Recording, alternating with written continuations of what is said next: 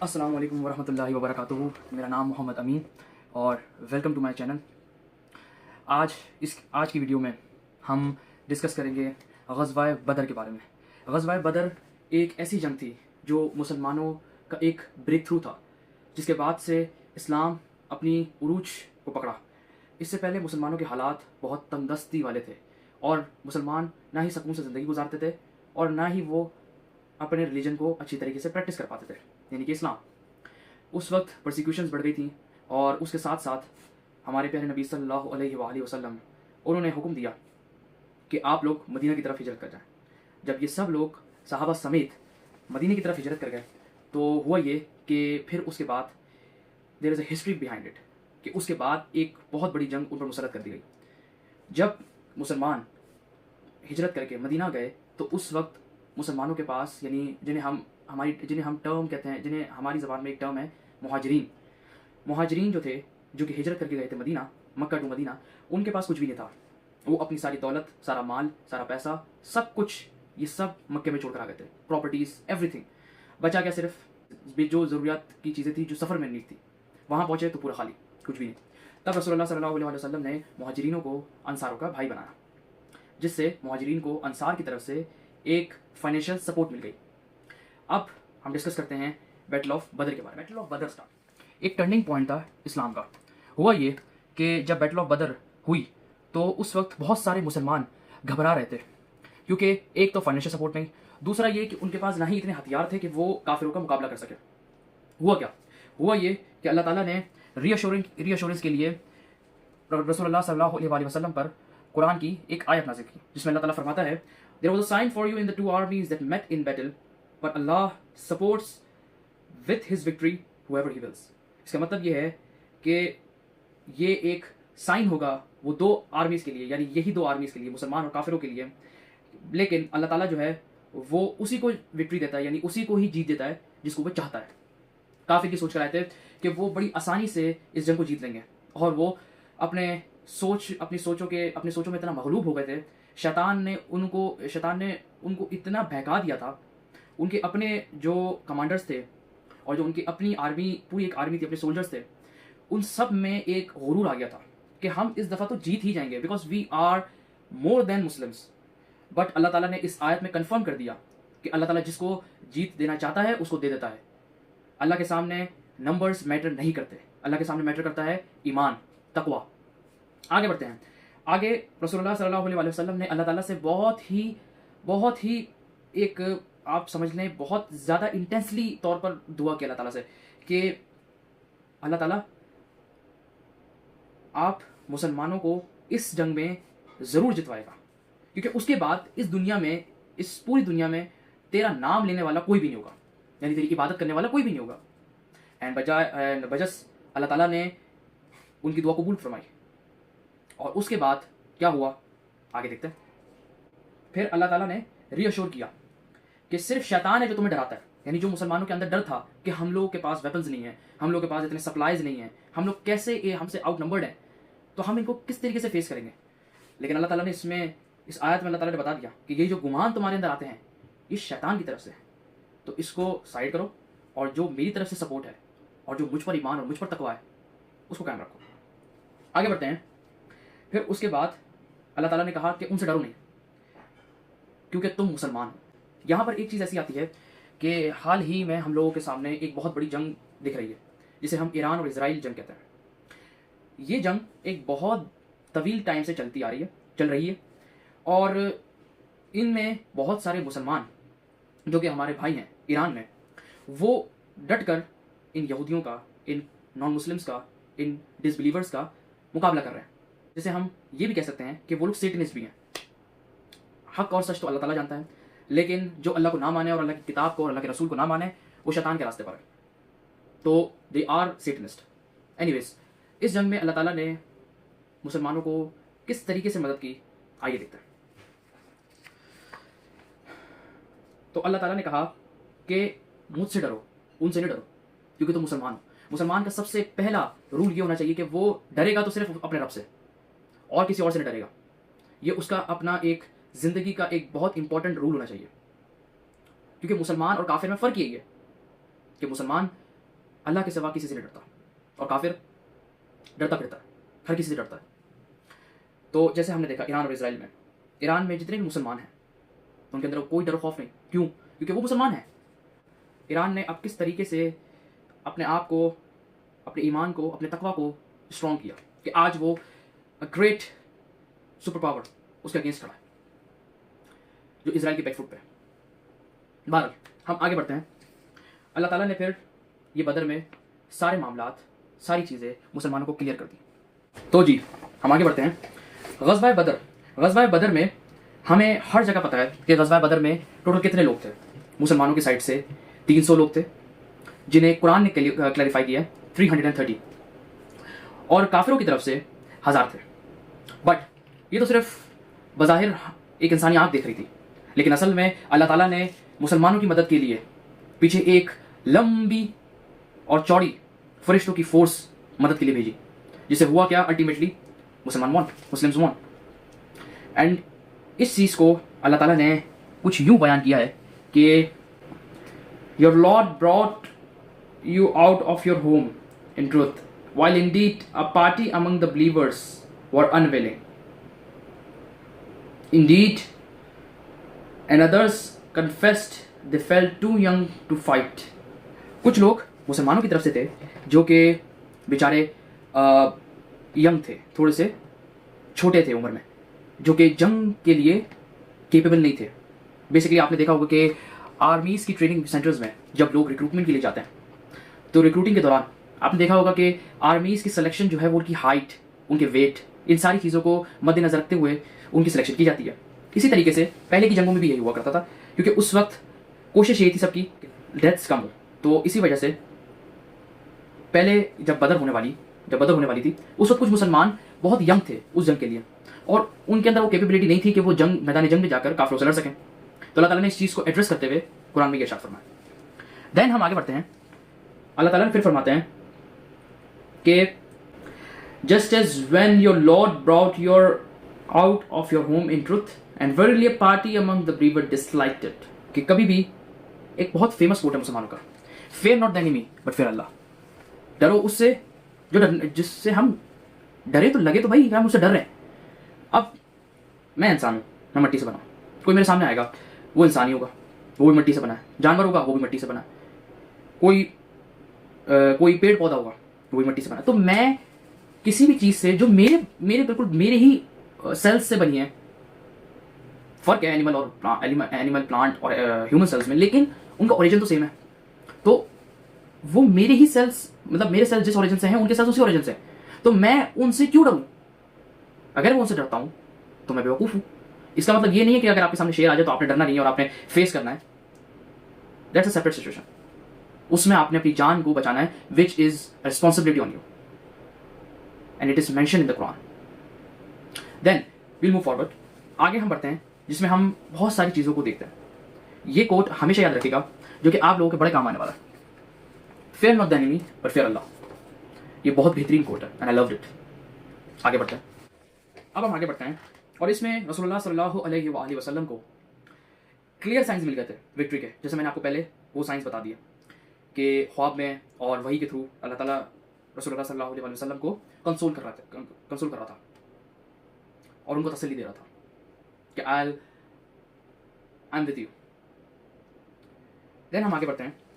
रसूलुल्लाह सल्लल्लाहु अलैहि वसल्लम को एक ख्वाब आता है जिसमें वो देखते हैं कि जो काफिर हैं, जो सामने जो फोर्स आ रही है, वो बहुत छोटी है और बहुत, मतलब they are few in numbers, जो कि एक्चुअल में बहुत बड़ी है, लेकिन वो दिखती सी रही है।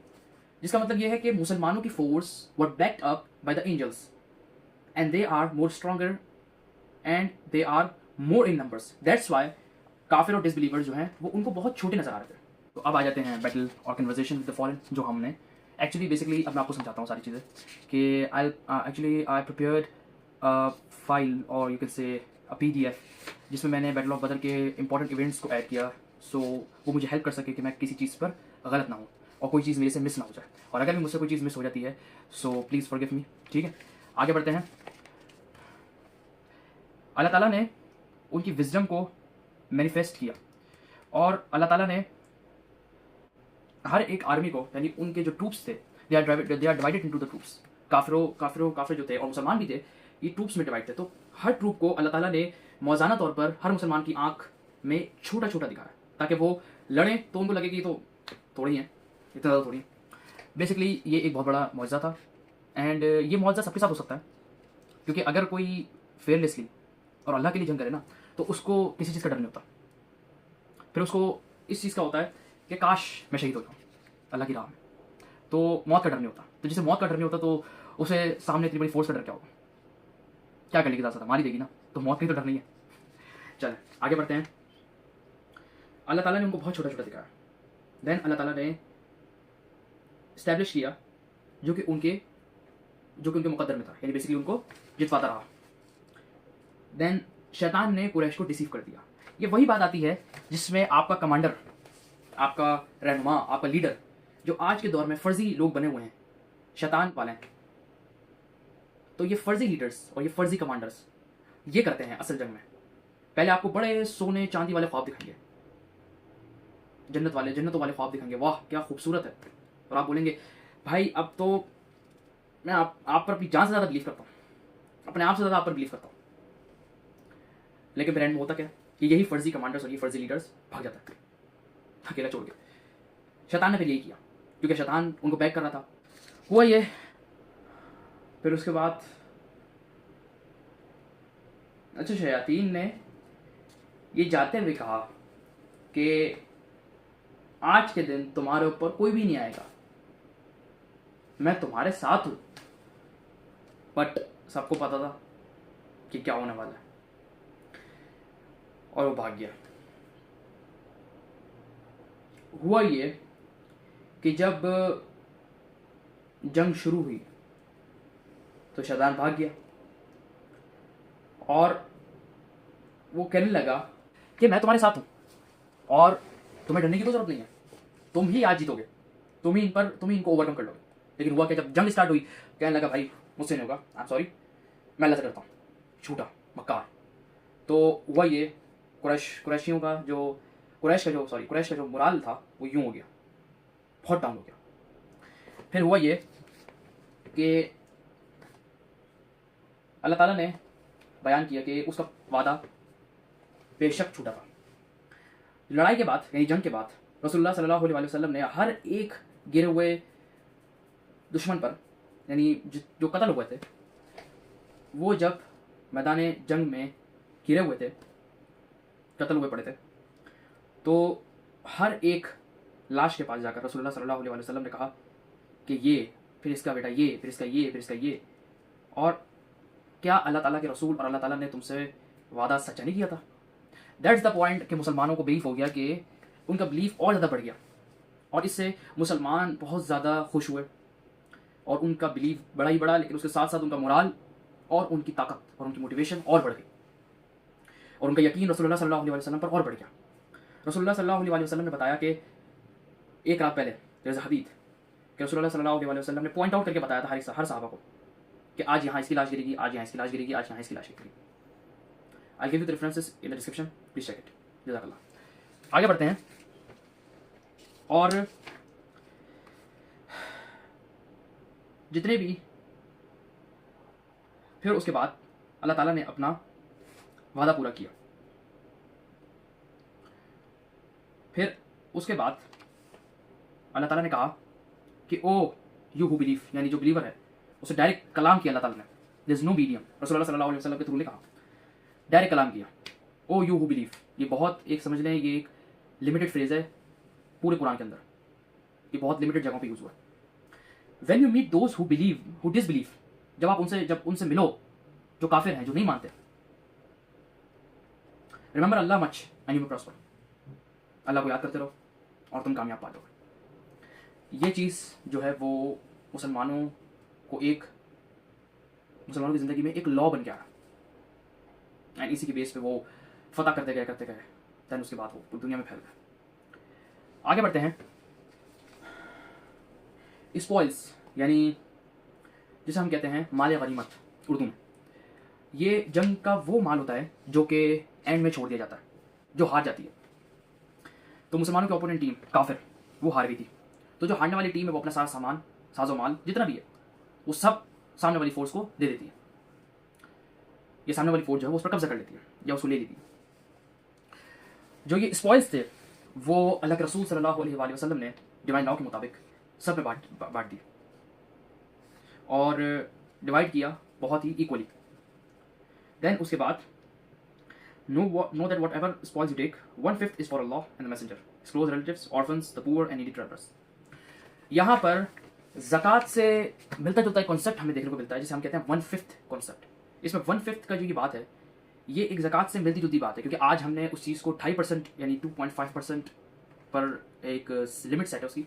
मतलब बेसिकली हमने आज की लैंग्वेज में उसको चेंज कर दिया, लेकिन उस वक्त जैसे 5 हिस्से हुए तो 5 में से एक हिस्सा अल्लाह और उसका रसूल का, ऑर्फन्स का, नीडी पीपल का, गरीबों का, मिस्कीनों का, ये सब का था।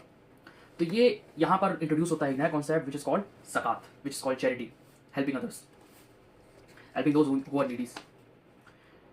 देन कुरैश फाइटर जो थे उनमें से 80 से 81 लोग जो हैं वो कत्ल कर दिए गए और उनकी जो माल गनीमत थे उनकी तरफ से वो आपस में बांट ली गई। एक फॉर्मूला अप्लाई होता है, and the believers distributed the gains faithfully. Meanwhile, Muslims chroniclers record that 70 Meccans were killed and 70 taken prisoners, reflecting both victory and mercy. 70 मरे, 70 कत्ल हुए और 70 को बंदी बना लिए, prisoners।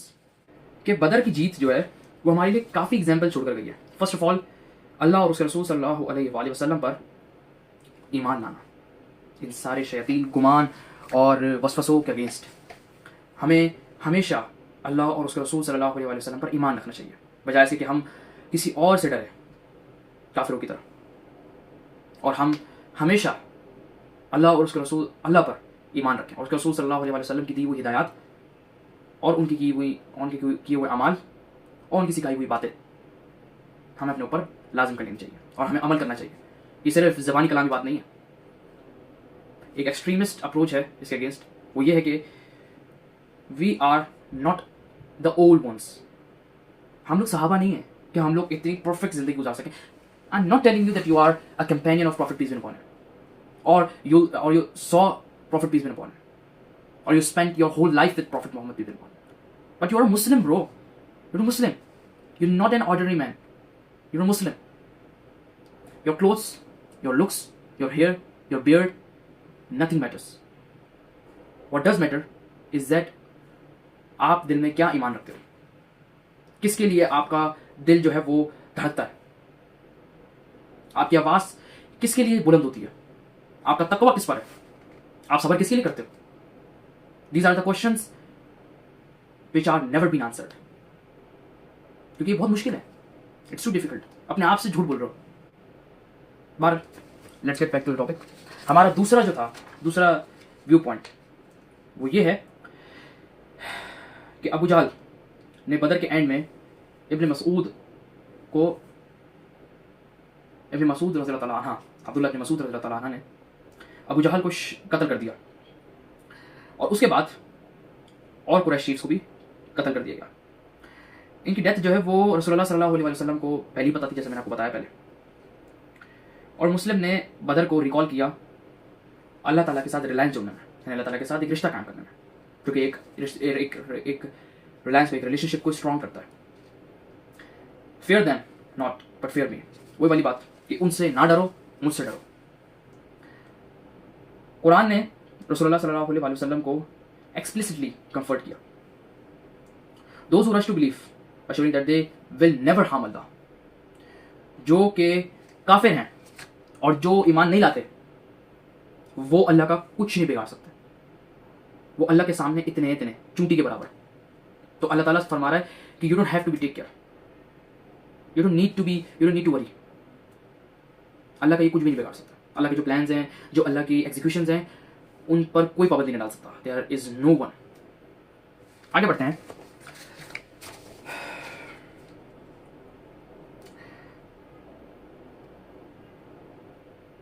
ये हमें पेशेंस को इनकरेज करता है, हमारे पेशेंस को इनकरेज करता है। और एक और चीज़, ये हमें एक बहुत अहम सबक सिखाता है कि जंग हमेशा जीती जाती है अल्लाह की मदद से, ना कि मटीरियल से। इसमें बहुत सारे इख्तलाफात हैं। पहला इख्तलाफ ये है कि बहुत लोग समझते हैं कि जंग में आपका इक्विपमेंट, आपका मटीरियल आपकी व्हीकल्स, आपके आर्मर्स एंड आपकी ज़रूरियाती नीड्स जो कि मैदान जंग में बहुत ज़रूरी हैं, वो अवेलेबल होना ज़रूरी है in order to win the fight. But मुसलमानों का ये बिलीफ है कि भले ही किसी चीज़ में कमी हो, ये नहीं है कि अगर आप एक तलवार लेकर जाएं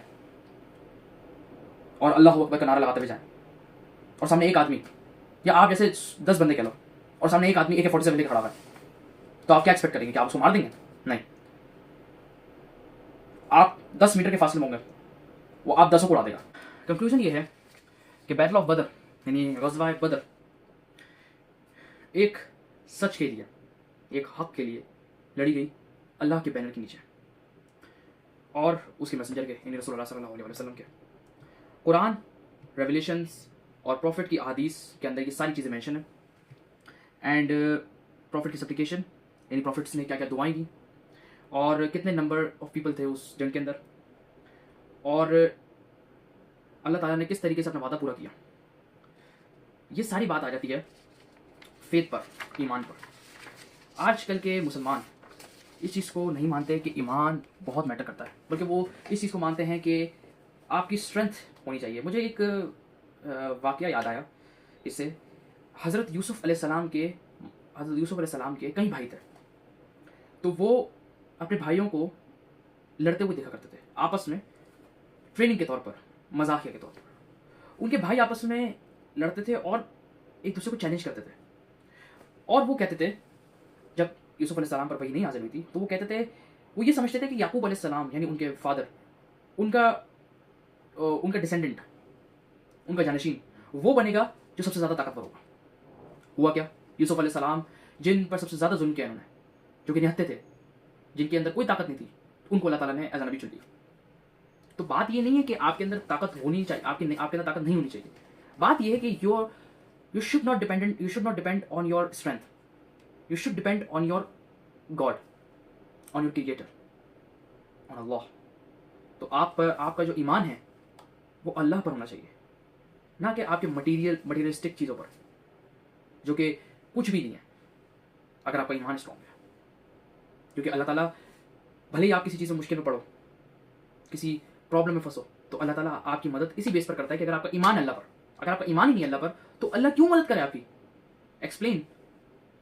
किसी के पास इस चीज़ का आंसर नहीं होगा। क्यों? क्योंकि अल्लाह ताला इसके एवज कुछ चाहता है कि मैं मदद करूंगा, मैं उस तकलीफ से तुम्हें बाहर निकालूंगा, लेकिन तुम्हें मुझ पर ईमान तो रखना है। तुम बार बार किए जा रहे हो, बार बार कहा जा रहे हो, और उसके बाद तुम रूठ जाते हो कि मेरे साथ तो अल्लाह ही नहीं है। ऐसा कैसे हो सकता है? फिर जब आप थोड़े वक्त के लिए होप रखो, ये नहीं फिर आप मतलब ही हो कि आपने थोड़े वक्त के लिए होप रखी, अगर आपकी नीड फुलफिल हो तो आप भूल गए, नहीं हुई तो आपने कोशिश शुरू कर दिया। ये इंसानों में बहुत बड़ा मसला है। इंशाल्लाह ताला अल्लाह ताला सबको अपने हिफ्ज़-ए-मान में रखे, अल्लाह ताला सबको हिदायत दे। मेरे से अगर कोई कमी पेशी हो गई हो, ये मेरी फर्स्ट वीडियो है on a documentary, a short brief documentary of battle of बदर। आप मेरी वीडियो को शेयर करें, सब्सक्राइब करें, लाइक करें, एंड अपने ग्रुप्स, अपने फ्रेंड ग्रुप्स, अपने फैमिली ग्रुप्स, अपने भाई बहनों के साथ इस चीज़ को डिस्कस करें, और मुसलमानों के एक गोल्डन एरा के बारे में डिस्कस करें। अल्लाह ताला मेरे चैनल को ग्रो करे और मेरी वीडियोस को अल्लाह ताला बेहतर से बेहतर बनाए, ताकि मैं, अल्लाह ताला मुझे इतनी तौफीक दे, मुझे इतनी इस्तात है कि मैं अपनी वीडियोस को बेहतर से बेहतर बना सकूँ, ताकि मैं आप तक बेहतरीन से बेहतरीन पैगाम पहुँचा सकूँ। जज़ाकल्लाहु खैर।